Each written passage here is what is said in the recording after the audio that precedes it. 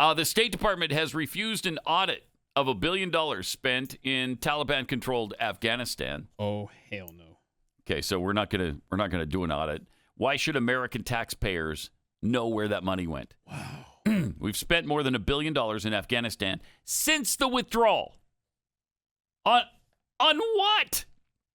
By the way, I was watching a World War II documentary over the weekend, and in the advance that Germany made, the Blitzkrieg into Belgium and France, the French and British left behind, was it 85,000 vehicles? Because did we leave behind more than that in Afghanistan? And we weren't even under assault? I don't know how many vehicles, but it was a lot that we left behind in Afghanistan. And there weren't even tanks rolling through there. There was no reason for that debacle. Well, what was it, $85 billion worth of equipment? It was, $85 billion. Yeah, so I don't know how many vehicles that represents, but quite a few. Including aircraft, helicopters. Yeah. We had, I don't know if it's still over there on the shelf. I got to go check. But we had a breakdown of all the stuff there. How many, you said World War II, they had 85,000 vehicles, yeah. Well, I know 42,000 pickup trucks were left in Afghanistan. Okay, 42,000 just pickup trucks. Just pickup trucks. Oh, my gosh. 22,000. Oh, dear heavens. Okay, it's going to be more than the World War II Blitzkrieg. Well, yeah, 22,000, more than 22,000 Humvees. Okay. 1,000 armored vehicles. So, oh, my God. So you do 23 plus the 42, you get the 30 minute. You get the 30 minute. So you got 65,000 So it's going to be close. Right it's there. Yeah. Pretty close. And again, had all the time in the world to withdraw if you wanted to. Yes. You didn't have to leave a single vehicle behind. Not a single aircraft or helicopter. Nothing had to be left behind. No humans and no military equipment. But we did. Anyway, the State Department says it will not comply with an investigation request by the Special Inspector General for Afghanistan Reconstruction, or SIGAR, to look at the reconstruction expenditures that have totaled $146 billion since 2002. The U.S. Agency for International Development and the Treasury Department refused to cooperate in any capacity. Lawlessness. People are, there's absolutely no accountability. None. This government doesn't care.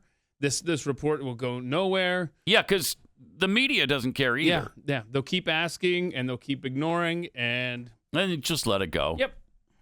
While the State Department was selective in the information it provided pursuant to SIGAR's audit and quarterly data requests, the report reads, the State Department and U.S. aid refused to answer nearly all of SIGAR's quarterly data requests regarding agency-supported programs in Afghanistan this quarter. State and U.S. aid claimed without basis that U.S. programming in Afghanistan is unrelated to reconstruction activities. Oh, okay. All right, well, then we're done here. Right? Yeah, we're done. We're done. I do not recommend this, but, it'd be tempting. If the IRS comes to you and says, hey, we're going to audit you, just be like, you know what, tell you what, why don't you audit where my tax dollars went in Afghanistan? Yeah. Cooperate with that audit, and then I'll get back to you. Because the answer is no. I'm not going to show you anything. Yeah, try that and see what happens. It won't go well.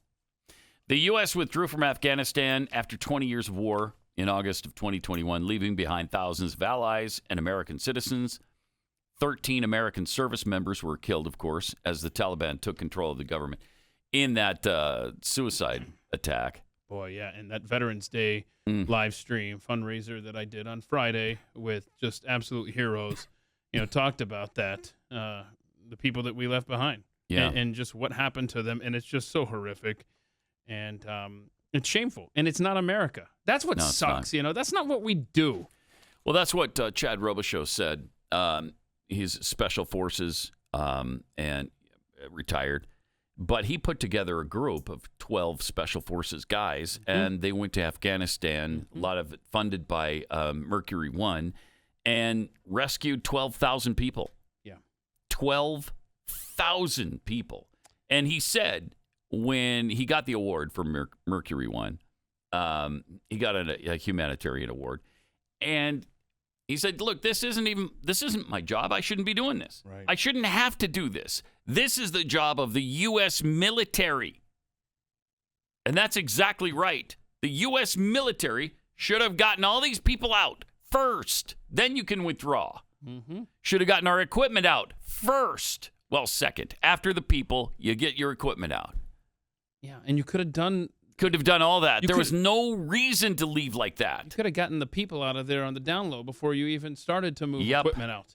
Yep. And by the way, yeah, I'd highly recommend that on Amazon Prime. I'm sure it's available other places, but it's 60 minutes, a documentary, Send Me, and it goes through Chad and others' heroic efforts during the chaotic final days. Send Me, yeah. And by the way, can I please take a moment to thank everybody from the bottom of my heart that donated to that live stream for veterans causes? We've raised right at $4,000 so far, and I appreciate it so much. We're going to leave that open until noon Eastern on Wednesday and split it down the middle. Mighty Oaks, One Tribe, and it's givesendgo.com/veteransinneed. Thank you for putting that up there, Kayla. givesendgo.com/veteransinneed. You got a couple more days to donate. Thank you so much. Retired General, Brigadier General Don Bolduc, who lost in his effort to become a U.S. Senator. We shouldn't be spending that money. Not one dime should be going there. This is a terrorist government with Al-Qaeda and ISIS. It's absolutely wrong. Yep. Thank you. Ugh.